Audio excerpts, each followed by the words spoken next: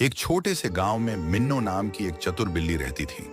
गर्मियों में जब सूरज बहुत तेज होता था तो सभी जानवर बहुत पसीना बहाते थे।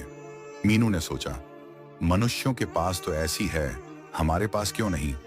उसने पुराने पुर्जे एकत्र किए, पंखे की मोटर निकाली, रेफ्रिजरेटर का कंप्रेसर चुराया और एक छोटा एसी बनाने में जुट गई। कार्यशाला उसकी पूंछ जितनी छोटी थी, लेकिन उसका जुनून आसमान जितना ऊंचा था। कुछ दिनों की कड़ी मेहनत के बाद आखिरकार मीनू का एसी बनकर तैयार हो गया। जैसे ही उसने स्विच ऑन किया, ठंडी हवा चलने लगी और सभी जानवर खुशी से झूम उठे। मीनू गांव की पहली इंजीनियर बिल्ली बन गई और उसके एसी के लिए आसपास के जंगलों से ऑर्डर आने लगे।